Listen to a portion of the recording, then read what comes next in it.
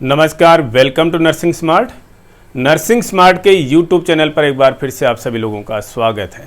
लंबे समय से बच्चों के इतने मैसेजेज और इतने कमेंट्स आते जा रहे हैं कि सर DSSB का भी बता दीजिए, क्या फैसिलिटीज़ रहेंगी एक नर्सिंग ऑफिसर के लिए। हमने बार बार डिस्कस कर रखा है नर्सिंग ऑफिसर की सैलरी और अदर फैसिलिटीज़ के बारे में।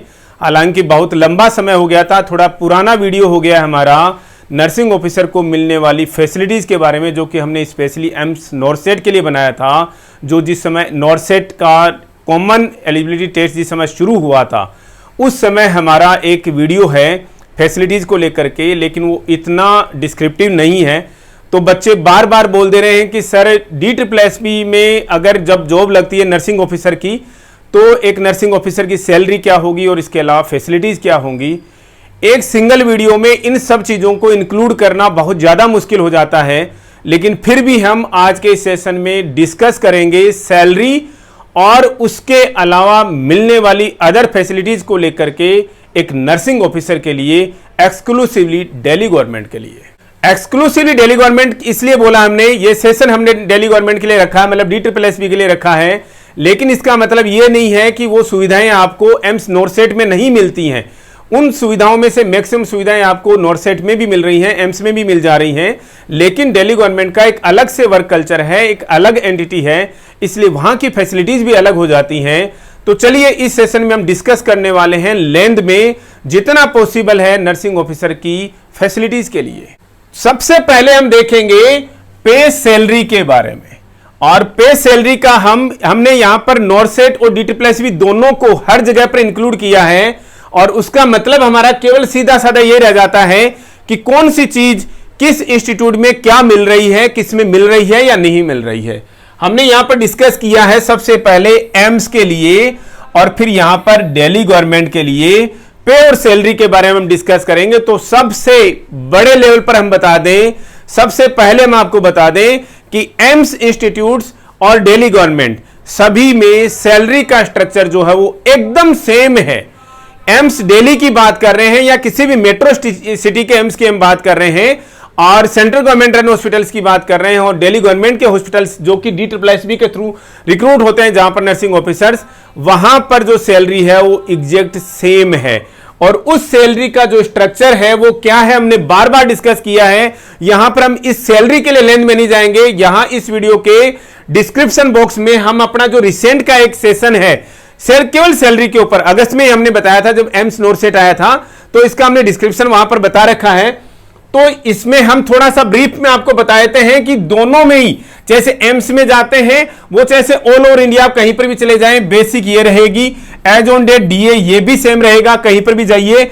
हाउस रेंट अलाउंस दिल्ली का है ये आज की डेट का, जो कि जैसे हम दिल्ली एम्स में रिक्रूट होते हैं, दिल्ली गवर्नमेंट के हॉस्पिटल में रिक्रूट होते हैं या फिर सेंट्रल गवर्नमेंट रन हॉस्पिटल में रिक्रूट होते हैं, ये दिल्ली के लिए यही हाउस रेंट रहेगा। लेकिन अगर आप किसी ऐसे रिमोट एरिया में लोकेटेड एम्स में रिक्रूट हो जाते हैं जहां पर सिटीज की कैटेगरीज के हिसाब से जो हमने लेन में बता रखी हैं, सिटीज की 3 तरीके की कैटेगरीज हैं XYZ, इनमें हाउस रेंट जो है एक्स कैटेगरीज में जो है वो कितना है भाई 27% है, वाई कैटेगरीज के अंदर जो है वो 18% है, और जेड कैटेगरी के अंदर जो है वो 9% है।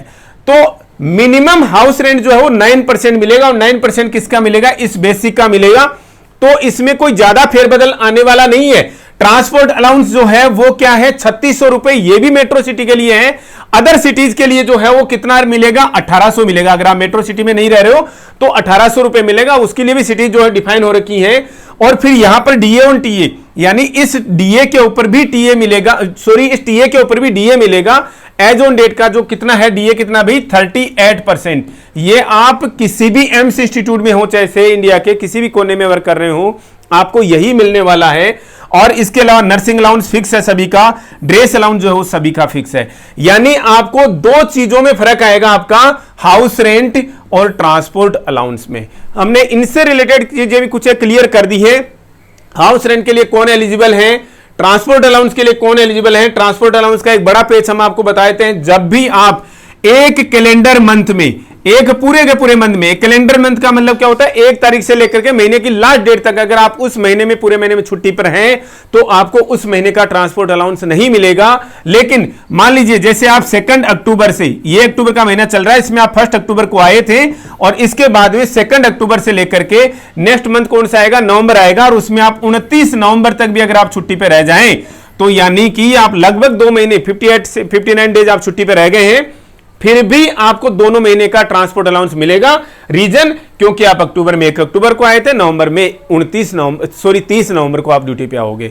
इसका मतलब आप सीधा सा मतलब समझ लीजिए कि ट्रांसपोर्ट अलाउंस के एलिजिबिलिटी क्राइटेरिया जो है क्या है। एनीवे, जो यहां पर जो टोटल ग्रॉस पे जो है किसकी, ये किसी भी मेट्रो सिटी में 88,053 ये आज की सैलरी है जो जुलाई से इफेक्टिव है। और इस सैलरी में अगर आप मिनिमम भी चले जाओगे ये 9% वालों में, तो कितना फर्क पड़ जाएगा, लगभग 10 से 11,000 रुपए का फर्क पड़ जाएगा, जो मिनिमम है। हमने मिनिमम बताया, वाई कैटेगरीज नहीं बताई हमने, जेड कैटेगरीज में 77,400 रुपए के करीब में सैलरी है वो आपकी ग्रोस वहां पर भी बनती है। उसके ऊपर आपका जो सीपीएस का डिडक्शन है, ये जो हेल्थ कंट्रीब्यूशन का, हेल्थ में कंट्रीब्यूशन है, हेल्थ कार्ड के लिए कंट्रीब्यूशन है उसका डिडक्शन है, और इनकम टैक्स जो भी है आपकी सेविंग्स के बाद में, वो एक अलग सब्जेक्ट हो जाता है। अब हम आने वाले समय में एक इनकम टैक्स पे भी बच्चे बार बार बोल रहे हैं, सीपीएस पे यानी कंट्रीब्यूटरी पेंशन स्कीम पे, और इनकम टैक्स पे हम डेडिकेटेड क्लासेज जो हैं, डेडिकेटेड वीडियोज हम लेकर के आने वाले हैं। तो ये बात होगी इस सैलरी की जो कि एग्जैक्ट है। देखिए आप 88,053 रुपए, 1 पैसे का भी, रुपया तो बहुत ज्यादा हो जाता है, 1 पैसे का भी इधर उधर नहीं होने वाला आपकी इस ग्रॉस सैलरी के अंदर। रिमोट एरिया का हमने आपको बता दिया, अगर आप मिनिमम जेड कैटेगरी की सिटी में भी, अगर आप के गांव में भी अगर आप चले गए हो, की जगह में भी आप चले गए हो, तो आपके 77,000 रुपए मिनिमम आपकी ग्रॉस बनने वाली है। अब हम सबसे पहली बात करेंगे फैसिलिटीज में, जो कि फिनेंशियली जो फैसिलिटीज हैं उन्हीं से हम शुरुआत करेंगे। यह लिखा हुआ है यहां पर सीईए। सीईए का मतलब क्या है, चाइल्ड एजुकेशन अलाउंस है। चाइल्ड एजुकेशन अलाउंस किसको मिलेगा, क्या सभी को मिलेगा क्या? जी नहीं, चाइल्ड एजुकेशन अलाउंस उन नर्सिंग ऑफिसर्स को मिलने वाला है जिनके बच्चे स्कूल में पढ़ रहे हैं। स्कूल में पढ़ने का मतलब कौन सी क्लास से? यस, ऑब्वियस सी बात है, नर्सरी क्लास से मिलेगा उनको। नर्सरी केजी वहीं से शुरुआत हो जाएगी, वहां से आपके बच्चे जो हैं वो, आपके बच्चे तो क्या, आप जो हैं सीईए के लिए एलिजिबल हो जाते हो। तो कितने बच्चों तक आपको सीईए मिलने वाला है? Maximum for 2 children. Maximum for 2 children. अगर 3 बच्चे हैं तो तीसरे बच्चे का सीईए चाइल्ड एजुकेशन अलाउंस आपको नहीं मिलने वाला है। अब मिलता कितना है, यह भी बहुत बड़ी बात है, बहुत इंपॉर्टेंट बात है। अगर बच्चा डे स्कॉलर है, अगर सुबह बच्चा स्कूल जाता है, दोपहर को वापस घर आ जा रहा है, यानी हॉस्टल में नहीं रह रहा है, तो ऐसे बच्चों के लिए जो सीईए चाइल्ड एजुकेशन अलाउंस जो है वो कितना है, 2250 रुपए पर मंथ का जो है वो फिक्स है। यानी कि साल का कितना हो गया, 27,000 रुपए। ये पर चाइल्ड है, एक बच्चे के लिए आपको चाइल्ड एजुकेशन अलाउंस जो इतना मिलने वाला है। तो 2 बच्चों के लिए कितना मिल जाएगा जी, 54,000 मिल जाएगा 2 बच्चों के लिए। 54,000 रुपए आपको हर साल 2 बच्चों के लिए चाइल्ड एजुकेशन अलाउंस मिलने वाले हैं। क्या इसके लिए भी कोई और ऊपर से एलिजिबिलिटी क्राइटेरिया बन जाता है क्या? 2016 से पहले आपको बच्चे की जो ट्यूशन फीस जो रिसीट्स हैं वो प्रोड्यूस करनी पड़ती थी आपके ऑफिस में। 2016 के बाद में इसको क्या कर दिया गया है, चाइल्ड एजुकेशन अलाउंस बना दिया गया है। पहले ट्यूशन फीस का रीइंबर्समेंट मिलता था, वो अलग तरीका था। अब उसके बाद में वो अलग ऑर्डर थे। अब उसके बाद 2016 के बाद में इसको एक तरीके से अलाउंस बना दिया गया, मतलब आपको मिलना ही मिलना है। जैसे आप बच्चे की फीस केवल 1,000 रुपए पर मंथ दे रहे हो, अब आपको फिर भी जो है 2 बच्चों के लिए 54,000 रुपए आपको मिलेंगे। पहले ऐसा नहीं था, पहले आपको बुक्स के, ड्रेसेज के आपको पैसे दिखाने पड़ेंगे और मैक्सिमम आपको 54,000 रुपए मिलेगा। अदरवाइज आपने जितने बिल्स दिखाए हैं उतना पैसा आपको मिलने वाला है। तो ये तो हो गई सबसे बड़ी बात डे स्कॉलर बच्चों के लिए चाइल्ड एजुकेशन अलाउंस के लिए। शायद सब बच्चों को क्लियर हो जाना चाहिए इसके बारे में कि चाइल्ड एजुकेशन अलाउंस या सीईए क्या है, क्या क्या क्राइटेरिया होता है। आपको बस बच्चे के स्कूल से केवल एक सर्टिफिकेट देना होता है हर साल अप्रैल के महीने में, जिस समय आप सबमिट करते हैं कि मेरे बच्चे ने यहाँ पर, इस बच्चे ने यहाँ पर पूरे साल पढ़ाई करी है और इस क्लास में इसने एग्जाम जो है वो पास कर लिया और नेक्स्ट एग्जाम के लिए या नेक्स्ट क्लासेज के लिए प्रमोट कर दिया गया है बच्चे को। तो एक सिंपल सा जो सर्टिफिकेट है वहां के ड्रॉप बॉक्स में चेक की तरह से डाल के आते हैं, 5 से 7 दिन के अंदर आपको सिग्नेचर होकर मिलता है। 3 सेट बना करके आप अपने ऑफिस में प्रोड्यूस कर देते हो, वो अलग अलग ऑफिस का अलग अलग क्राइटेरिया हो सकता है। तो यहां पर हमने बता दिया चाइल्ड एजुकेशन अलाउंस 2 बच्चों के लिए 54,000 रुपए। जिनके बच्चे हॉस्टल्स में हैं क्या उनके लिए अलग से है क्या? यस, ये पर चाइल्ड 6,750 रुपए है पर चाइल्ड। अगर आप हॉस्टल में बच्चे को रख रहे हैं तो एक बच्चे के आपको 6,750 रुपए पर मंथ आपको मिलने वाले हैं। 2 बच्चों के लिए आप 2 से मल्टीप्लाई कर लेना, साल का निकाल लेना, इतना अलाउंस आपको मिलने वाला है। It's all about CEA, child education allowance. इसके अलावा इस चाइल्ड एजुकेशन अलाउंस में ना आपको कोई सीखने की जरूरत है, ना कुछ आपके जानकारी का कोई सब्जेक्ट बच जाता है। नेक्स्ट देखिए LTC।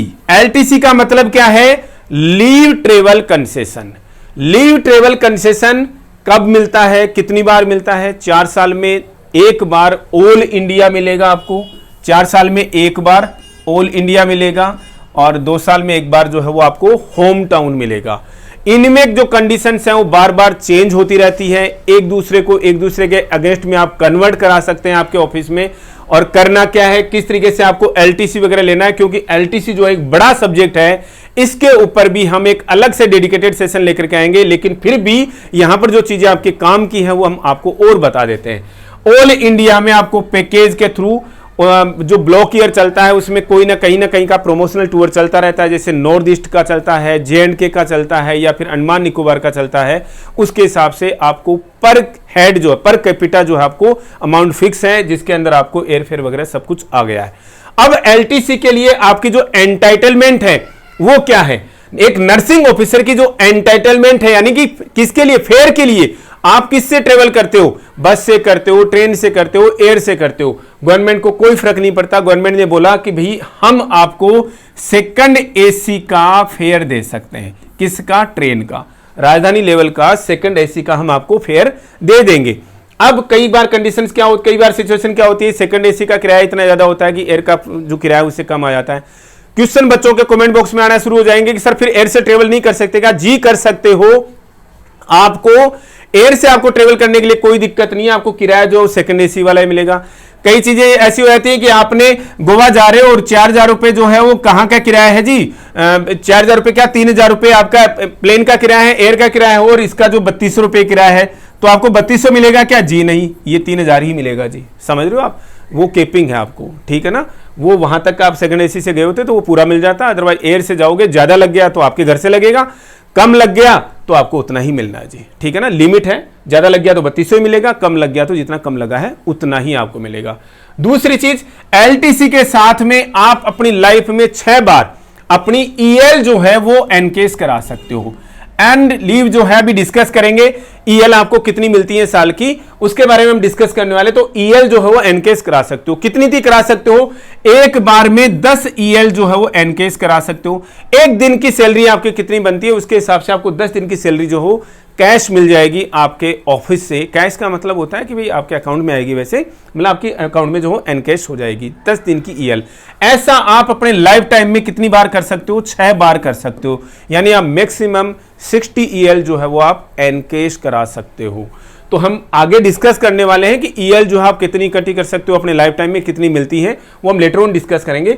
ये जब भी आप कभी LTC अवेल कर रहे हो तब आप 10 EL जो है आपकी पर डे की सैलरी के हिसाब से 10 दिन की हिसाब सैलरी जो है वो एनकैश करा सकते हो। अब आप सोचोगे साहब हमारी सैलरी जो है लगभग 3,000 रुपये बनती है पर डे की, तो क्या हमें 30,000 रुपये मिल गए क्या? जी नहीं, आपकी पर डे की सैलरी जो है वो आपकी ग्रॉस सैलरी में बन रही है 3,000 रुपये जो है पर डे की। अदरवाइज ऐसे जो बेसिक प्लस DA के हिसाब से आपकी जो सैलरी है वो 3,000 रुपये नहीं है। ये फर्दर सब्जेक्ट है, कोई बात नहीं। तो ये LTC के लिए भी हम आपको कमिटमेंट दे रहे हैं कि एक डेडिकेटेड सेशन जो है इसके लिए लेकर के आ जाएंगे, क्योंकि इसमें बार बार अलग अलग रूल्स आते हैं। इसको अकेले को 20 से 25 मिनट चाहिए LTC को समझने के लिए, वैसे ही CPS को समझने के लिए तो चीज़ें बड़ी लेंदी है। लेकिन हमने बेसिक से आपको चीज़ बता दी है कि आपको LTC जो क्लेम करने के लिए आपको 2 ऑप्शन है आपके पास में, एक ऑल इंडिया है और एक होम टाउन है, जो कि अलग अलग पीरियड के हिसाब से अलग अलग इनका ब्लॉक ईयर जो चलता रहता है। नेक्स्ट देखिएगा बोनस। अभी बोनस क्या होता है भाई? आप सुनते होंगे, आजकल के बच्चों को व्हाट्सएप का टाइम है, सब बच्चों को पता है, बस वैसे फेमिलियर नहीं हो पाते, बस सुन लेते हैं कि भाई बोनस मिलता है जी। बोनस दो तरीके का होता है गवर्नमेंट में। एक होता है प्रोडक्टिविटी लिंक्ड बोनस, ठीक है ना, नाम से समझ जा रहे हैं, प्रोडक्टिविटी लिंक्ड, यानी आप गवर्नमेंट को कुछ कमा के दे रहे हैं। एक होता है नॉन प्रोडक्टिविटी लिंक्ड, ऐसे लोगों को बोनस जो कि कुछ कमा के तो नहीं दे रहे, फिर भी इनको बोनस मिलना है। आप एम्स दिल्ली में रिक्रूट हो गए मान लीजिए कल को, या फिर DSSB के थ्रू दिल्ली गवर्नमेंट के जीबी पंत हॉस्पिटल में रिक्रूट हो गए, तो क्या आप गवर्नमेंट को कुछ कमा के दे रहे हो क्या? जी नहीं, इनकी सबकी सर्विसेज जो हैं वो फ्री ऑफ कॉस्ट हैं, कोई चार्जेज नहीं है। इसका मतलब गवर्नमेंट की कमाई में आपका कोई योगदान नहीं है। तो आपको कौन सा बोनस मिलेगा? आपको नॉन प्रोडक्टिविटी लिंक्ड बोनस मिलेगा। कौन सा बोनस मिलने वाला आपको? नॉन प्रोडक्टिविटी लिंक्ड बोनस मिलेगा। क्या नर्सिंग ऑफिसर में कोई इंस्टीट्यूट ऐसा है जिसमें प्रोडक्टिविटी लिंक्ड बोनस मिलता है? यस, रेलवे RRB के थ्रू अगर आप रेलवे हॉस्पिटल्स में रिक्रूट होते हो तो आपको प्रोडक्टिविटी लिंक्ड बोनस मिलेगा। अब आप बोलोगे कि साहब हॉस्पिटल में काम करते हुए आपने कहां से कमा के दिया? कोई बात नहीं, वो अपने आप में रेलवे जो है वो अपने आप में ऐसा बोर्ड है जो कि कमाई कर रहा है। दिल्ली गवर्नमेंट का एम्स हॉस्पिटल कोई भी है या सेंट्रल गवर्नमेंट रन हॉस्पिटल है, ऐसे कोई हॉस्पिटल नहीं है, ऐसी उनकी कोई बॉडी नहीं है जो कि गवर्नमेंट के लिए कमाई का काम कर रही हो, इसलिए आपको नॉन प्रोडक्टिविटी लिंक बोनस मिलता है। रेलवे में काम कर रहे नर्सिंग ऑफिसर्स को सभी को प्रोडक्टिविटी लिंक्ड बोनस मिलेगा। दोनों में डिफरेंस क्या है? नॉन प्रोडक्टिविटी लिंक्ड बोनस जो है, जो लगभग बच्चे जिसके लिए तैयारी कर रहे हैं एम्स, सेंट्रल गवर्नमेंट हॉस्पिटल्स या DSSB के लिए, वो नॉन प्रोडक्टिविटी लिंक्ड बोनस में आएंगे और इसके लिए 7,000 रुपए बोनस फिक्स है कि ठीक है, यानी 30 दिन का बोनस है। अब लेकिन उसका जो फैक्टर अलग से निकल करके 6,908 रुपए ही आपका बैठेगा, 7,000 पूरे भी नहीं बैठते, 30 दिन का आपको मिलना है, ठीक है ना, पूरे 30.4 दिन का आपको 7,000 होता है, तो लेकिन आपको मिलेगा 30 दिन का। 30 दिन का कितना बैठेगा? 6,908 रुपया ही मिलना है आपको। लेकिन प्रोडक्टिविटी लिंक्ड बोनस आप कभी किसी भी अपने सीनियर से बात कीजिएगा जो कि रेलवे हॉस्पिटल में वर्किंग है, उनको इस बार जो बोनस मिलेगा वो 17,951 रुपए मिलेगा। और ये बोनस कितने दिन का है जी? 78 दिन का बोनस है। आपको सेंट्रल गवर्नमेंट हॉस्पिटल और दिल्ली गवर्नमेंट रन हॉस्पिटल्स में या एम्स में आपको कितना बोनस मिलेगा? केवल 30 डेज का मिलेगा, केवल 30 डेज का मिलना है। 30.4 डेज का 7,000 बनता है, तो 30 डेज का कितना बनेगा? 6,908 रुपए मिलेगा। और RRB में जो है आपको 78 दिन का बोनस मिलने वाला है। बोनस कब मिलता है? हमेशा जिस समय भी दिवाली आ रही होती है, दीपावली आ रही होती है, उसी मंथ में आपको मिलना होता है। दीपावली के 5-7 दिन पहले आपके अकाउंट में क्रेडिट हो जाता है। दीपावली मनाने के लिए है, एक तरीके से समझ लीजिए। और ये 17,951 रुपए RRB में काम कर रहे नर्सिंग ऑफिसर्स के लिए है। इसके अलावा बोनस की एक कंडीशन और समझ लीजिएगा। बोनस क्या आप अभी मान लीजिए अक्टूबर में कोई रिक्रूट हुआ है या सितंबर में कोई रिक्रूट हुआ है, अगस्त में कोई रिक्रूट हुआ है, जुलाई में कोई रिक्रूट हुआ है, उनको भी मिलेगा क्या? बच्चों के क्वेश्चंस आ जाएंगे, इसलिए उनके क्वेश्चंस को यहीं ब्लॉक कर देते हैं, यहीं क्लियर कर देते हैं। आपको बोनस के लिए एलिजिबल होने के लिए मिनिमम आपको कितना वर्किंग, कितनी महीने की सैलरी, कितनी महीने की आपकी सर्विस हो जानी चाहिए? आपकी 6 मंथ्स की जो है आपको सर्विस हो जानी चाहिए। इस साल अगर आप 31 मार्च के पहले अगर आप जॉब लग गए हैं, 1 अप्रैल के पहले जॉब लग गए हैं, तो आपको इस साल का बोनस जो है वो मिल जाएगा। नेक्स्ट आती है हेल्थ फैसिलिटी। हेल्थ फैसिलिटी में क्या है? आपको जो दिल्ली गवर्नमेंट का हम स्पेशली बताए थे, DSSB में आपको अपना कंट्रीब्यूशन देना होगा, क्योंकि ये हर जगह के हिसाब से अलग अलग फैसिलिटी है, तो हर एक का हम आपको एक साथ में नहीं बता सकते। एक हेल्थ फैसिलिटी जो है वो DSSB के थ्रू, यानी दिल्ली गवर्नमेंट में आपको अपना कंट्रीब्यूशन देना होगा हर महीने, और आपको हर महीने 650 रुपए अपनी पॉकेट से जमा कराने हैं गवर्नमेंट के अकाउंट में। उसके बदले में आपको क्या मिलेगा? एक हेल्थ कार्ड मिलेगा, मेडिकल कार्ड मिलेगा, जिसमें आपके पेरेंट्स और आपके स्पाउस और आपके बच्चे जो हैं वो हेल्थ फैसिलिटी के एंटाइटल एंटाइटल हो जाते हैं। अब ये हेल्थ फैसिलिटी क्या चीज़ है? बड़ा सब्जेक्ट है, लेकिन थोड़ा सा ब्रीफ कर देते हैं। गवर्नमेंट की एक लिस्ट होती है एम्पेनल्ड हॉस्पिटल्स की, गवर्नमेंट के एम्पेनल्ड हॉस्पिटल्स की, प्राइवेट हॉस्पिटल्स की, जिसमें अच्छे हॉस्पिटल्स हैं, उनकी एक लिस्ट होती है। वहाँ पर जाकर के आप अपना ट्रीटमेंट करवा सकते हैं, अपने डिपेंडेंट का ट्रीटमेंट करवा सकते हैं, OPD हो चाहे IPD हो, और आपको एक बार पैसा वहाँ पर पे करना पड़ेगा, नॉमिनल चार्जेस होते हैं, और फिर आपको वो बिल सबमिट करने पर आपके ऑफिस से रीइंबर्स हो जाएगा। वो जितना भी अमाउंट आपका लगा है लिस्ट के हिसाब से, जितना भी आपको अलाउड है वो पैसा आपको रीइंबर्स हो जाएगा, पैसा उतना ही लिया जाता है वहाँ पर चार्जेज जितने वहाँ पर की लिस्ट के अंदर हैं। कुछ कुछ फैसिलिटीज़ ऐसी हैं जो कि लिस्ट में नहीं है, तो उनका पैसा आपको नहीं मिल पाता, वो आपको अलग जगह से ही करानी पड़ती है। अब ये अलग जगह का मतलब क्या हुआ कि वो फैसिलिटी आप जिस हॉस्पिटल में ऑलरेडी ट्रीटमेंट ले रहे हैं वहाँ पर वो हॉस्पिटल जो है उसके लिए एंटाइटल नहीं है। आप दूसरे हॉस्पिटल में जाओगे तो वहाँ से या तो आप कम चार्जेस पे करा के आइए या फिर वहीं से कराएंगे तो आपको अपनी पॉकेट से ही पे करना पड़ेगा। यहाँ पर क्या दे रखा है, मैंने और लिखा है यहाँ पर प्लान ट्रीटमेंट और इमरजेंसी ट्रीटमेंट। प्लान ट्रीटमेंट के लिए आपको एम्पेनल्ड हॉस्पिटल्स में जाना है। इमरजेंसी ट्रीटमेंट के लिए आप किसी भी हॉस्पिटल में जा सकते हैं, लेकिन उन बिल्स के रीइंबर्समेंट के लिए आपको एक इमरजेंसी सर्टिफिकेट प्रोड्यूस करना होगा, जो ऑब्वियस सी बात है। वहाँ क्या आपको जो ट्रीटिंग डॉक्टर है, ट्रीटिंग फिजिशियन है या ट्रीटिंग सर्जन जो है आपको वहाँ से प्रोड्यूस कर देंगे। लेकिन इमरजेंसी ट्रीटमेंट में फिर आपके लिए जो चीज़ें हैं वो फिक्स हो जाती हैं। जैसे मान लीजिए कोई फीमेल नर्सिंग ऑफिसर है, वो LSCS के लिए जाती हैं, तो गवर्नमेंट के जो चार्जेज हैं वो लिस्ट देखनी पड़ेगी, बट मुझे जितना दिमाग में आ रहा है वो लगभग 55,000 के करीब है। रूटीन में आप अपने हॉस्पिटल में जाते हैं तो, मतलब जो एम्पेनल्ड हॉस्पिटल की लिस्ट में जाते हैं तो। लेकिन अगर आप इमरजेंसी में किसी प्राइवेट हॉस्पिटल में एडमिट हुए और वहां से अगर LSCS हुआ तो उसके लगभग 25,000 रुपए ही वो फिक्स हैं गवर्नमेंट की तरफ से, वही मिल पाएंगे on production of emergency certificate.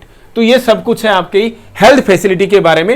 Health facility में अगर आपका कोई कंट्रीब्यूशन जा रहा है तो आपको इसका इनकम टैक्स में भी बेनिफिट मिलेगा। और कितना बेनिफिट मिलेगा, 80D सेक्शन 80D में आपको बेनिफिट मिलेगा, जहां पर वो कंप्लीटली जितना आपने कंट्रीब्यूट किया है वो सारा का सारा आपकी टोटल इनकम में से एग्जेम्प्ट हो जाना है। नेक्स्ट देखिए ओटी अलाउंस। ओटी अलाउंस का मतलब ओवर टाइम नहीं है भाई, ये गवर्नमेंट भी इसको कई बार स्पेशल अलाउंस कर देती है, कभी ओटी अलाउंस कर देती है। ओटी अलाउंस मतलब ऑपरेशन थिएटर अलाउंस, कभी बार इसको रेडिएशन अलाउंस भी बोला जाता था। तो ओटी अलाउंस जो है वो बड़ा सब्जेक्ट है। बड़ा सब्जेक्ट का मतलब कोई अलाउंस का जो अमाउंट है वो बड़ा नहीं है, केवल 540 रुपए पर मंथ है फिलहाल, ठीक है। डीए बढ़ने पर देखा जाएगा कितना बढ़ता है, 25% से बढ़ेगा जब भी डीए 50% क्रॉस कर जाएगा तो। लेकिन इसमें जो जानने वाली बातें हैं कि क्या मतलब कौन एलिजिबल है इस ओटी अलाउंस के लिए, कौन नर्सिंग ऑफिसर जो हैं एलिजिबल हैं इस ओटी अलाउंस को के लिए। सारे नर्सिंग ऑफिसर्स किसी भी वार्ड में काम कर रहे हो तो आपकी एलिजिबिलिटी नहीं बनती। इसके लिए मेनली ओटी के स्टाफ और ओटी का भी मतलब भी मेजर ओटी, माइनर ओटी के नर्सिंग ऑफिसर को ओटी अलाउंस नहीं मिलेगा, मेजर ओटी। इसके अलावा आईसीयू है, सीसीयू है या फिर एनआईसीयू है, ये भी जितने भी इंटेंसिव केयर के जितने भी डिपार्टमेंट्स हैं, डायलिसिस में अगर आपकी पोस्टिंग है तो आपको मिल जाएगा। इसके अलावा बर्न वार्ड है और इसके अलावा टेटनस वार्ड स्पेशली लिख रखा है। टेटनस वार्ड अगर है तो वहां पर 1-2 डिपार्टमेंट्स और हैं जिनको ओटी अलाउंस जो है वो रिकमेंडेड है, जिनके लिए सैंक्शनड है। सैंक्शन इसके लिए अलग से सैंक्शन होती है हर किसी को, मतलब आप समझ लीजिए कि कहीं आईसीयू में आप काम कर रहे हो, जाते पोस्टिंग हो गई, आप दूसरे दिन जाकर के झगड़ा कर रहे हो एडमिन में कि साहब मेरा ओटी अलाउंस नहीं आ रहा जी, ऐसा भी नहीं है। इसके लिए भी मिनिमम एलिजिबिलिटी है, आपको उस डिपार्टमेंट में 2 साल, लास्ट 2 साल से काम कर रहे हो तब आप इसके लिए क्लेम कर पाओगे कि साहब मेरी एलिजिबिलिटी बन गई है। किसके लिए, ओटी अलाउंस के लिए मिनिमम 2 साल होने चाहिए। फिर 2 साल के बाद में भी अगर आप किसी छोटे सेटअप में हो तो मिल जाएगा, कोई दिक्कत नहीं है। जीबी पंत, एलएनजेपी जैसे बड़े सेटअप में हो जो कि अपने आप में सारे के सारे डिपार्टमेंट्स ही आईसीयू हैं, जीबी पंत में कोई डिपार्टमेंट ऐसा है ही नहीं नॉर्मल, वहां पर सारे के सारे आईसीयू हैं या फिर ओटीज हैं, तो वहां पर सारे के सारे एरिया एलिजिबल है। अब वहां पर मान लीजिए 1000 की स्ट्रेंथ है तो क्या 1000 नर्सिंग ऑफिसर्स को या सीनियर नर्सिंग ऑफिसर्स को या एनएसएस को, क्योंकि हर एक को एंटाइटल है इसके लिए, तो क्या सबको मिलेगा क्या, जी नहीं। इसके लिए केवल 35% नर्सिंग ऑफिसर्स को ही मिलेगा। 35% नर्सिंग ऑफिसर्स कौन, सारे नहीं, जितने आईसीयू, जितने डिपार्टमेंट्स हमने बताए, आईसीयू, एनआईसीयू और सीसीयू या फिर मेजर ओटी या बर्न वार्ड में, टेटनस वार्ड में यहां पर काम कर रहे हैं। मान लीजिए जैसे मैं 100 बेड के हॉस्पिटल की अगर हम बात करें, 100 बेड के हॉस्पिटल में मान लीजिए 10 नर्सिंग ऑफिसर जो हैं वो मेजर ओटी में है, 10 नर्सिंग ऑफिसर जो है वो आईसीयू में है, 10 नर्सिंग ऑफिसर जो है वो कहां पर है, नीकू के अंदर है। तो यहां पर इतने जो स्टाफ हैं, इसके अलावा और मान लीजिए कोई डिपार्टमेंट है, मान लीजिए 10 नर्सिंग ऑफिसर एक और ऐसे डिपार्टमेंट में है जहां पर, हालांकि छोटे सेटअप के हिसाब से 40 बहुत ज्यादा बता दिए, ये 40 नर्सिंग ऑफिसर्स हो गए जो कि ओटी अलाउंस वाले डिपार्टमेंट में आते हैं, ओटी अलाउंस वाले एरिया के अंदर आते हैं। अब कौन है इसमें से एलिजिबल, केवल 35 लोग होंगे, केवल 35 लोग होंगे। सीनियोरिटी के हिसाब से उन्हीं को ओटी अलाउंस जो है वो मिलना है 540 रुपए पर मंथ का। इसके अलावा ओटी अलाउंस में ऐसा कुछ खास है नहीं जो कि आपको यहां पर डिस्कस किया जाए। नेक्स्ट देखिएगा क्वालिफिकेशन पे, ये बहुत बड़ा कंसर्न है भाई। क्वालिफिकेशन पे, जिसको पहले हायर क्वालिफिकेशन पे या हायर क्वालिफिकेशन अलाउंस के नाम से बोला जाता था। क्वालिफिकेशन पे क्या चीज है, क्वालिफिकेशन का मतलब क्या है? 2016 के बाद में एंट्री लेवल जो है नर्सिंग ऑफिसर की पोस्ट के लिए बीएससी नर्सिंग कर दिया गया है। आप बोलोगे कि साहब जीएनएम से भी तो रिक्रूट होते हैं, हम एम्स और सेंट्रल गवर्नमेंट रन हॉस्पिटल्स की बात कर रहे हैं, वहां पर एंट्री लेवल जो है वो बीएससी नर्सिंग है। जीएनएम है तो उसके साथ में 2 साल का एक्सपीरियंस चाहिए, समझ रहे हैं, इसलिए एंट्री लेवल जो हो बीएससी नर्सिंग है।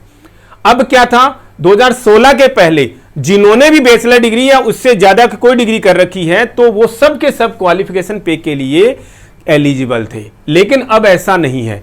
थोड़ा सा अजीब सा भी लगेगा आपको सुनने में। जितने नर्सिंग ऑफिसर्स एंट्री लेवल पर, मान लीजिए आप इसी एम्स में आप एम्स देवघर जा रहे हैं, रायबरेली जा रहे हैं, गोरखपुर जा रहे हैं, कल्याणी जा रहे हैं, किसी का भी एग्जांपल ले लीजिए, एम्स दिल्ली आ रहे हैं और आपकी क्वालिफिकेशन जो है वो बीएससी है। एक की क्वालिफिकेशन जो है वो पोस्ट बेसिक बीएससी है एंट्री पर ही, एक की क्वालिफिकेशन जो है वो जीएनएम है प्लस 2 साल का एक्सपीरियंस उसको था या 1 ईयर का जो एक्सपीरियंस था, एक ही क्वालिफिकेशन जो है वो एमएससी है। सारे के सारे एग्जांपल्स हमने बता दिए। बीएससी या पोस्ट बेसिक बीएससी नर्सिंग है। अब ये मिनिमम क्वालिफिकेशन के साथ में जो कि चाहिए उसके साथ में आए हैं तो इनको क्वालिफिकेशन अलाउंस नहीं मिलेगा। किसको कब मिल सकता है इनको क्वालिफिकेशन अलाउंस? अगर ये एमएससी के लिए जाते हैं, एमएससी करके लौटते हैं तो ही इन्हें क्वालिफिकेशन अलाउंस मिलेगा, अदरवाइज नहीं मिलेगा। एमएससी डायरेक्ट आए हैं तो ऑब्वियस सी बात है, जो मिनिमम चाहिए उससे एक क्वालिफिकेशन ज्यादा है, 100% उनको क्वालिफिकेशन अलाउंस मिलेगा। ठीक है, जीएनएम है, क्या इनको मिलेगा? क्या फिलहाल तो नहीं मिलेगा, लेकिन जब कभी भी ये फ्यूचर में post basic BSc nursing complete कर लेंगे, अगर करते हैं तो पोस्ट बेसिक बीएससी नर्सिंग अगर कर लेते हैं तो वो नर्सिंग अलाउंस, इस क्वालिफिकेशन अलाउंस के लिए एलिजिबल हो जाएंगे। अब आप बोलेंगे साहब इसकी क्वालिफिकेशन और बीएससी नर्सिंग की क्वालिफिकेशन तो एकदम इक्विवेलेंट हो गई जी, इसको नहीं दिया जा रहा, इसको दिया जा रहा है। इन्होंने एंट्री के बाद में हायर क्वालिफिकेशन जो है वो परस्यू की है, इसलिए वो एलिजिबल हैं। डायरेक्ट बीएससी नर्सिंग जो आ रहे हैं वो एलिजिबल नहीं होंगे। अब क्वालिफिकेशन अलाउंस जो कितना है, ये 2 नॉन एब्जॉर्बेबल इंक्रीमेंट्स हैं।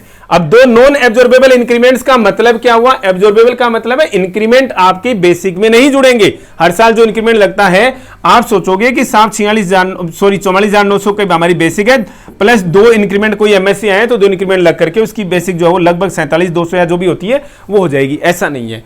क्या होगा तो 2 इंक्रीमेंट्स, यानी 2 इंक्रीमेंट कितने तक होते हैं? 3% के, 3% का एक इंक्रीमेंट, 3% का इंक्रीमेंट, मतलब 6% का एक, जो 6% जो अलाउंस है वो एक तरीके से अलाउंस के रूप में मिलेगा आपको, जो कि शायद इसका 2600-2700 रुपए के करीब होता होगा, शायद 2690 रुपये होता है वो अलाउंस है। वो अलाउंस के रूप में आपको, क्वालिफिकेशन पे के रूप में आपको मिलने वाला है हर महीने की सैलरी के साथ में। हालांकि ये बड़े पेचीदा सब्जेक्ट होते हैं, बहुत लड़ाइयां लड़नी पड़ती हैं छोटी छोटी चीजों के लिए, इसलिए हम कहते हैं नर्सिंग में एक संगठन की जरूरत है, नर्सिंग में एक तरीके से एक बड़ी यूनिटी की जरूरत है, नर्सिंग में बड़े लीडर्स चाहिए। लीडर्स का मतलब ऐसे नहीं जो रोड्स पे आवाज लगाए, इंस्टीट्यूट्स के बाहर खड़े होकर के लोगों की इकट्ठा करे और आवाज लगाए।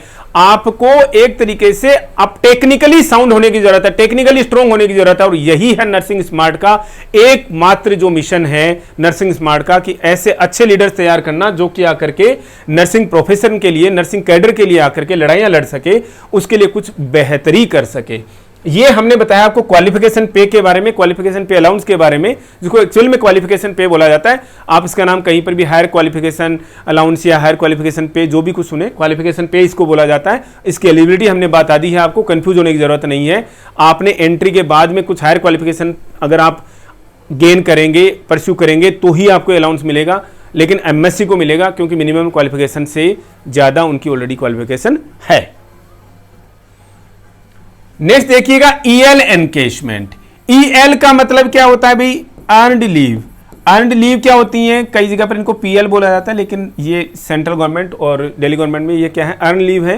अर्न लीव का मतलब क्या है भाई? कितनी होती है earn leave? Earn leave her 6 months के हिसाब से, यानी कि 1 जनवरी को, 1 जनवरी तो बोलना वैसे गलत है। मान लीजिए आज की डेट में कितना अक्टूबर चल रहा है? 17 अक्टूबर है। मान लीजिए 20 अक्टूबर को आपकी ज्वाइनिंग हुई है, 20 अक्टूबर को आपकी ज्वाइनिंग हुई है, तो आपकी इस 20 अक्टूबर को ज्वाइनिंग होते ही आपका क्या हो जाएगा, 15 EL जो है आपके अकाउंट में क्रेडिट हो जाएंगी। अकाउंट का मतलब आपके बैंक खाते में नहीं, आपकी सर्विस बुक में जो क्रेडिट हो जाएंगी। इसके बाद में 1 जनवरी जो आ रहा है, क्योंकि 1 जनवरी और 1 जुलाई को क्रेडिट होती है, तो 1 जनवरी हमने यहां से इसलिए काटा था कि भाई 1 जनवरी यहां पर रिक्रूटमेंट में कहना सही नहीं है, आपकी ज्वाइनिंग पर ही 15 EL क्रेडिट हो जाएंगी। इसके बाद में हर 6 महीने से आपको, लेकिन अब जनवरी आ रहा है, हर जनवरी और जुलाई में, 6 महीने बोलना गलत है, इसके बाद में हर जनवरी और हर जुलाई को, 1 जुलाई को और 1 जनवरी को 15 EL कहें, सीधी भाषा में कहें तो 1 साल की 30 EL आपको मिलती हैं। अभी हम EL एनकेशमेंट की जहां पर बात कर रहे थे, आपको 1 साल की 30 EL मिलती है, और आप 1 साल मतलब अपने पूरे कार्यकाल में 6 बार EL एनकेशमेंट किसके लिए ले सकते हैं, LTC के अगेंस्ट में ले सकते हैं। ये EL एनकेशमेंट का मतलब क्या, वही है क्या, वो भी था, लेकिन हमारा यहां पर कहने का मतलब अलग है। या पूरे सर्विस पीरियड में, जब 60 इयर्स की आपकी रिटायरमेंट की सर्विस होगी, तब तक आप मैक्सिमम जो है अपने अकाउंट में 300 EL रख सकते हैं। उस दिन 300 EL से ज्यादा है तो उनका पैसा नहीं मिलेगा, 300 EL का मैक्सिमम आपको एनकेशमेंट मिल जाएगा। अब हम यहां पर इनकी कैलकुलेशन लगाएंगे तो थोड़ा सा अच्छा नहीं रहेगा। बच्चे सोचते हैं सर इतना कैसे, करोड़ में जाता है, तो वो जो आपके रिटायरमेंट के समय में मिलने वाली है ये चीज़ें आपको एनकेश, अब बच्चे अपने आप से अंदाज़ा लगा लें कि आपकी रिटायरमेंट जो है आप लगभग 35 साल की सर्विस करते हैं, 35 साल के बाद में आपकी पर डे की सैलरी क्या होगी, तो 300 दिन की जब आपकी सैलरी जो हो क्या रहने वाली है, बेसिक प्लस DA के हिसाब से जो भी फॉर्मूला उसका, उसके हिसाब से कितनी सैलरी होने वाली है, वो लगभग करोड़ में रहेगी। तो उतना पैसा आपको केवल EL की जो आपकी जो बैलेंस है EL का आपके अकाउंट में सर्विस बुक में, उसके अगेंस्ट में आपको EL का जो एनकेशमेंट जो मिलने वाला है। और इसके अलावा हमने आपको बता दिया ऑलरेडी, जिंदगी में 6 बार, अपने कार्यकाल में 6 बार आप और क्या कर सकते हैं, EL का एनकेशमेंट करवा सकते हैं, 10 EL का एनकेशमेंट आप करवा सकते हैं LTC के अगेंस्ट में।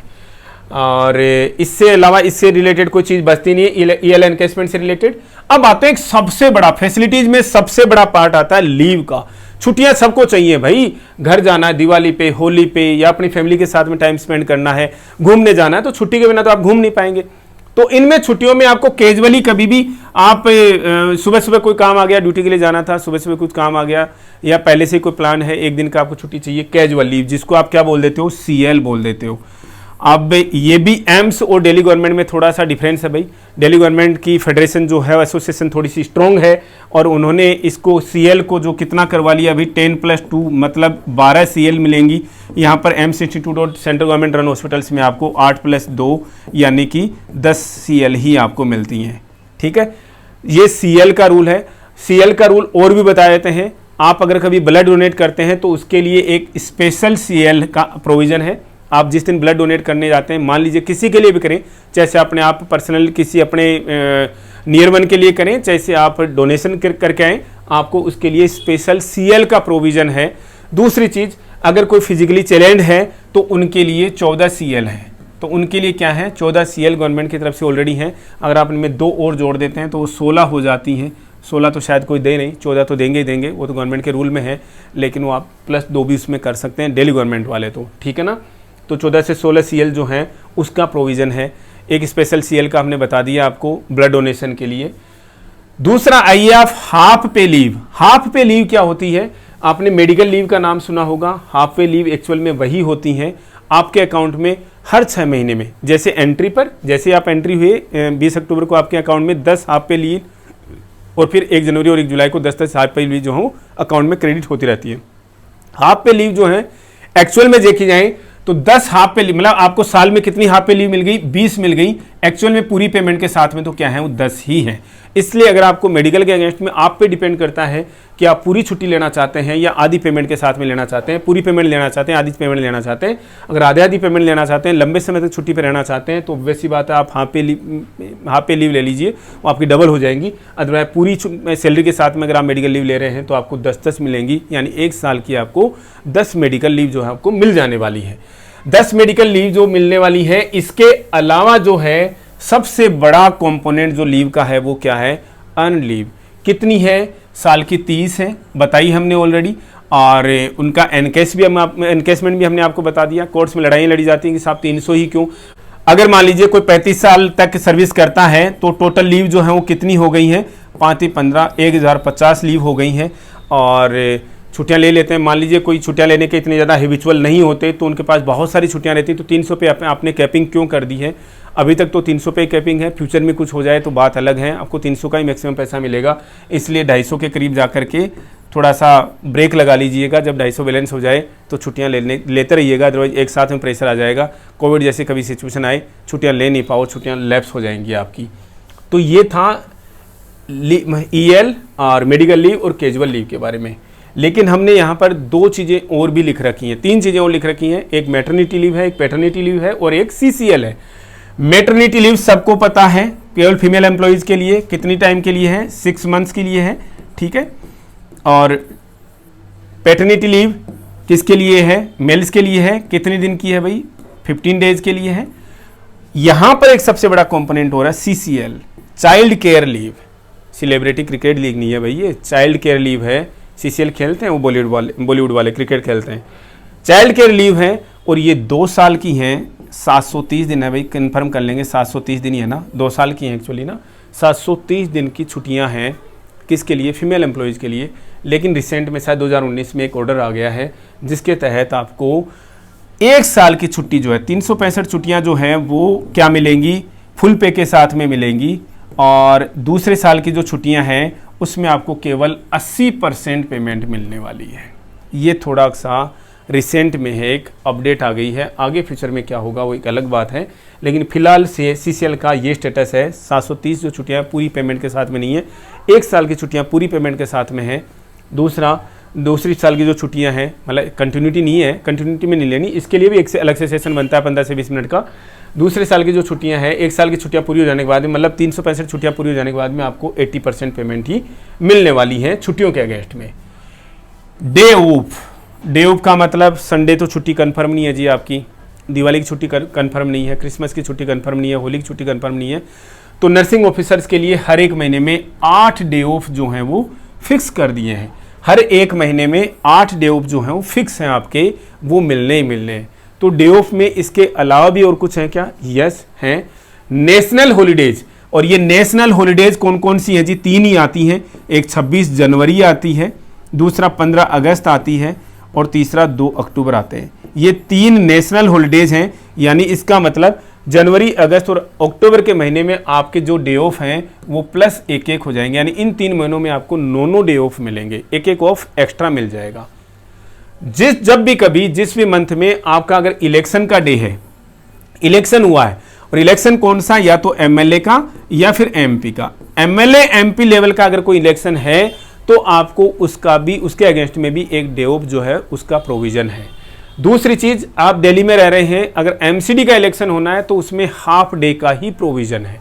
MCD के इलेक्शन के लिए हम बता दें आपको, केवल हाफ डे का जो हाफ डे ऑफ का ही प्रोविजन है, पूरे डे का ऑफ आपको नहीं मिलता। MLA MP के इलेक्शन के लिए मिलता है। इसके अलावा भी और कुछ है क्या?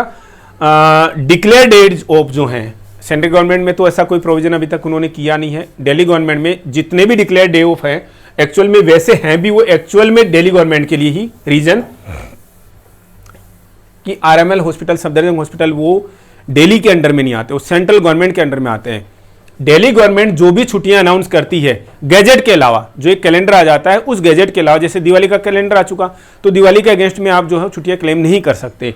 आपको मान लीजिए दिल्ली गवर्नमेंट है, पिछले 3-4-5 साल से छठ पूजा, दिवाली के 6वें दिन एक दिन आता है छठ पूजा, जो कि हमारे पूर्वांचल, यूपी, बिहार के लोग छठ पूजा को, छठ मैया को ज़्यादा मानते हैं, उसकी पूजा की जाती है घाट पर। तो बड़ा त्यौहार है, हमारी दिवाली के इक्विवेलेंट का त्यौहार है उनका, लगभग दिवाली से बड़ा त्यौहार मान लीजिए, जैसे भी समझ लीजिए, अपनी मान्यता है। तो छठ पूजा की दिल्ली गवर्नमेंट जो है वो छुट्टी अनाउंस करती है, वो उनके गैजेट में नहीं है पहले से, वो छुट्टी अलग से अनाउंस करती है, तो वो डिक्लेयर डे ऑफ है। तो उसके अगेंस्ट में आपको एक डे ऑफ दिल्ली गवर्नमेंट के एम्प्लॉइज को 100% मिलेगा, मतलब नर्सिंग ऑफिसर को 100% मिलेगा। एक अंबेडकर जयंती है, वो भी शायद नेशनल हॉलीडे में नहीं आता है, वाल्मीकि जयंती है, इनमें से गेटेड हॉलीडे में नहीं आता, तो वो भी मिलता है। इसके अलावा जब भी कभी कोई अनएक्सपेक्टेड छुट्टी डिक्लेयर हो गई, वो सारे के सारे डे ऑफ जो हैं दिल्ली गवर्नमेंट में सारे के सारे उनका सबका प्रोविजन आपको है, मिला हुआ है। इसके अलावा क्या गैजेटेड हॉलीडेज जो हैं जितनी भी, वो भी आपको मिलेंगी क्या? जी नहीं, वो केवल उन्हीं के लिए हैं जो कि शिफ्ट ड्यूटी में काम नहीं कर रहे, जो स्ट्रेट ड्यूटी में काम कर रहे हैं, फिक्स ड्यूटी में काम कर रहे हैं, जैसे 9 to 4 का ऑफिस है या 10 to 4, 10 to 5 का जो भी ऑफिस है, उनके लिए ही जीएच वगैरह हैं। अदरवाइज आपके लिए जीएच आप क्लेम नहीं कर सकते कि साहब मेरे को क्रिसमस की छुट्टी के दिन के अगस्त में मेरे को डे ऑफ चाहिए, उसका कंपेंसेटरी ऑफ चाहिए। इस तरीके का कोई प्रोविजन नहीं है और नहीं हो सकता, क्योंकि आपके 8 दिन के जो डे ऑफ है ना, उन्हीं से ही कंपेंसेट करके तैयार किए गए हैं। तो ये था सब कुछ, एक बड़ा पार्ट जो किसको लेकर के, छुट्टियों को लेकर के। इसके अलावा कुछ एक्स्ट्रा ऑर्डिनरी लीव भी होती हैं, वो आपको परमिशन होती है। ऐसा नहीं कि आप वो 5-5 साल तक प्रोसीड कर जाए, उसके बारे में भी हम अलग से डिस्कस करेंगे। एक्स्ट्रा ऑर्डिनरी लीव जो है उसमें कितनी पेमेंट मिलती है, पेमेंट मिलती है या नहीं मिलती, वो हम डिस्कस करने वाले हैं।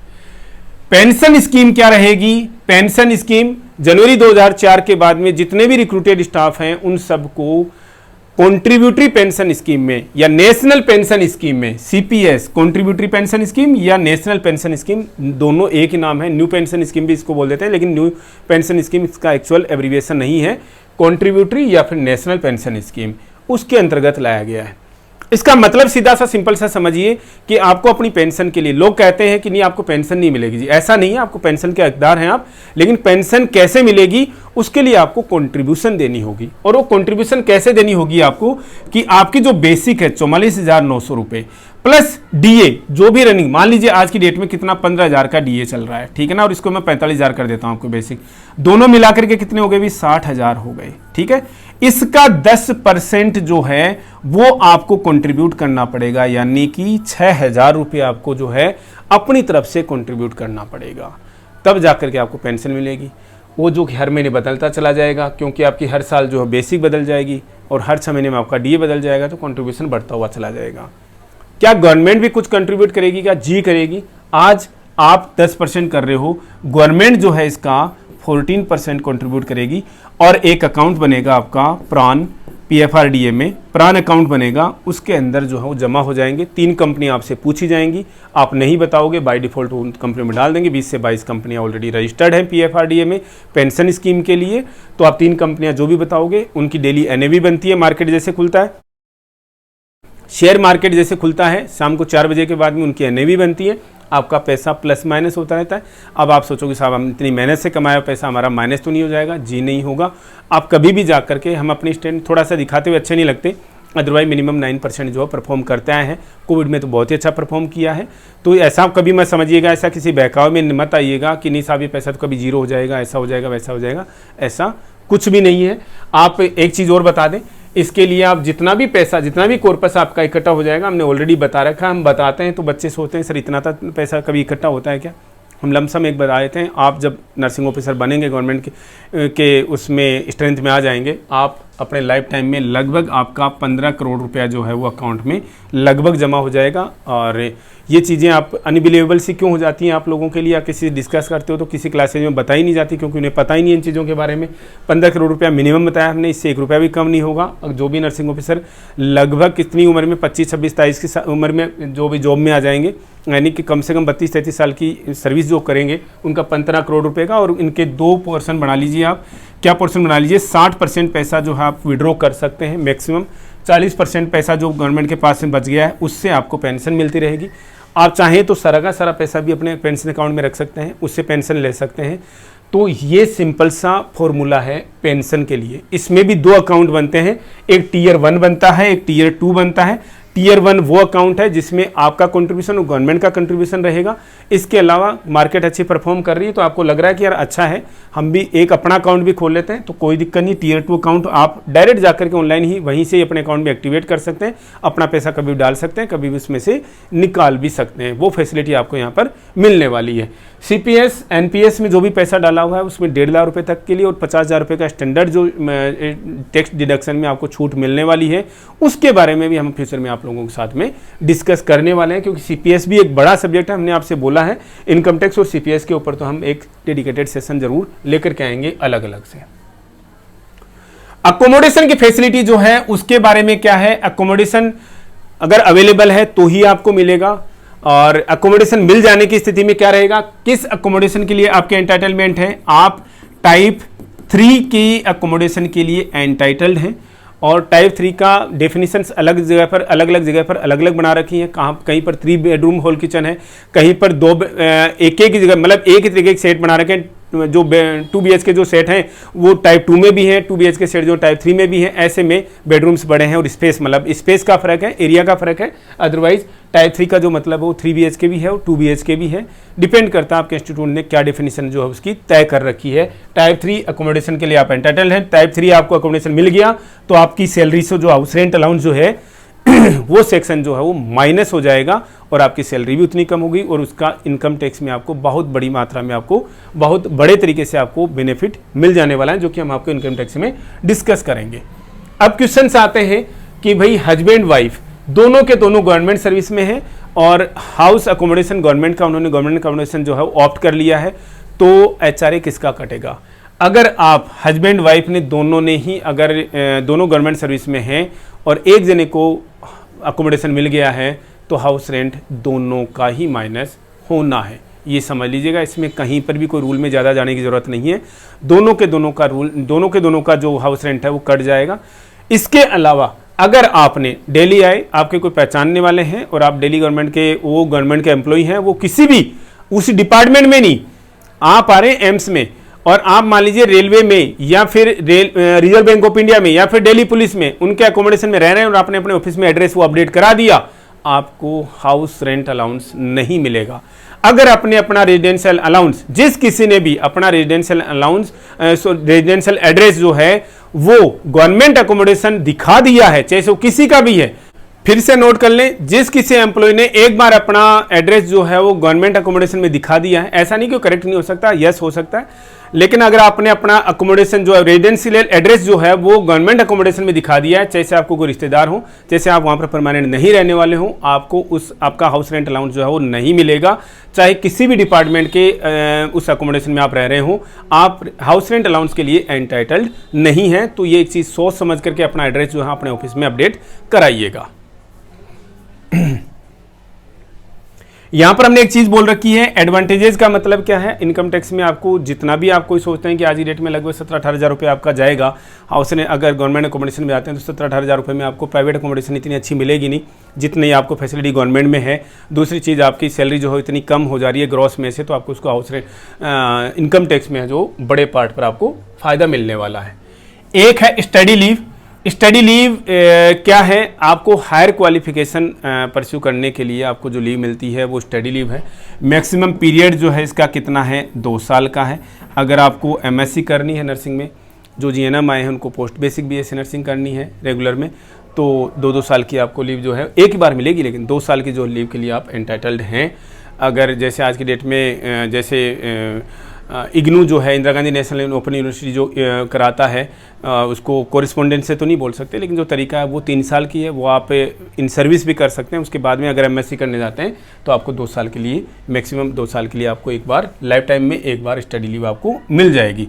मिनिमम एलिजिबिलिटी क्राइटेरिया क्या है इसके लिए, आपकी मिनिमम सर्विस जो है वो 5 साल की हो जानी चाहिए, तभी आप स्टडी लीव के लिए एंटाइटल्ड हो पाएंगे।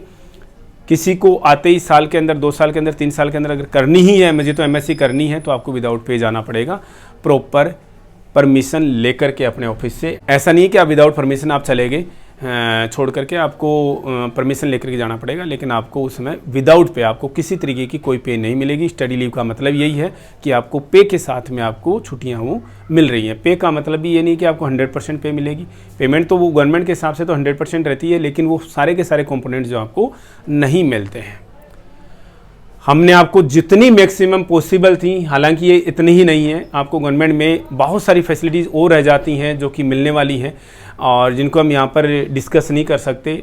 आने वाले समय में बाय द टाइम हम आपको साथ में बार बार इन चीज़ों को डिस्कस करते रहेंगे। ये एक बड़े तौर पर, एक बड़े लेवल पर, एक सुपरफिशियल तौर पर, एक सुपरफिशियल लेवल पर इतनी फैसिलिटीज़ हैं जो कि आप एम्स में भी जाते हैं, दिल्ली गवर्नमेंट में जाते हैं, जहाँ जहाँ पर जो फैसिलिटीज़ अलग से हैं वो हमने आप लोगों के साथ में यहाँ पर डिस्कस कर ली है। सैलरी एक बड़ा कॉम्पोनेंट है, वो हमने आपके साथ में एक अलग से डिस्कस कर रखा है। हम उसका डिस्क्रिप्शन बॉक्स में बार बार सेम चीज़ को रिपीट करने का कोई मतलब नहीं बनता। हमने लेटेस्ट ही एक वीडियो बना रखा है रखा है, डिस्क्रिप्शन बॉक्स में आपको उसका भी लिंक मिल जाएगा कि सैलरी एक नर्सिंग ऑफिसर की कितनी है। इवन हमने हर एक इंस्टीट्यूट के हिसाब से भी सैलरीज के पीडीएफ जो हमने अपने टेलीग्राम चैनल पर डाल रखे हैं, लास्ट ईयर के डाले हुए हैं, जितने पॉसिबल हमने पीडीएफ बना कर डाले हुए हैं। तो आप उनको जाकर के हमारे टेलीग्राम चैनल पर भी आप सर्च कर सकते हैं कि AIIMS Deoghar, AIIMS Raipur, AIIMS Bhopal, AIIMS Patna में एक नर्सिंग ऑफिसर की रिक्रूटमेंट के लेवल पर, रिक्रूटमेंट एंट्री पर जो है वो सैलरी कितनी होने वाली है।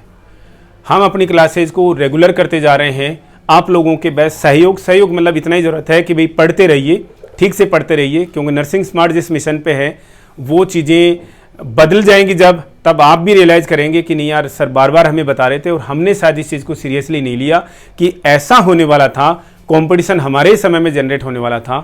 तो समय है, इस चीज़ में सीरियसली ले लीजिएगा, संभल जानिए, इस तरीके के शब्द हम यूज़ नहीं करना चाहेंगे।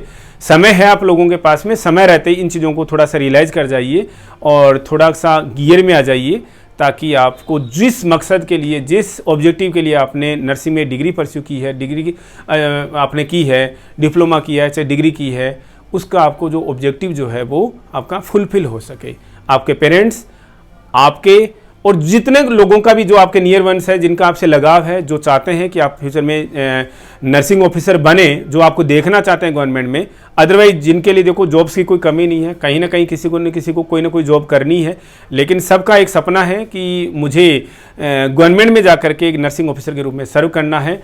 तो वो किस तरीके से पॉसिबल है, हमारी लिमिटेशंस हैं, हम कुछ एक चीज़ें खोल के नहीं बता पाते हैं। तो हमारा केवल इशारे समझ जाइए कीजिए कि भाई आगे आने वाले समय में क्या होने वाला है और कहाँ से किस तरीके के जो हैं वो सिलेक्शंस जो हैं हो सकते हैं, कहाँ से हमें किस तरीके की गाइडेंस मिल सकती है, कहाँ से किस तरीके की हमें स्टडी मिल सकती है, किस तरीके की हमें टीचिंग मिल सकती है, किस तरीके के हमें क्वेश्चन जो आने वाले एग्जाम में मिल सकते हैं। आज के इस सेशन में इतना ही, मिलते हैं वेरी नेक्स्ट अपडेट के साथ। Thank you.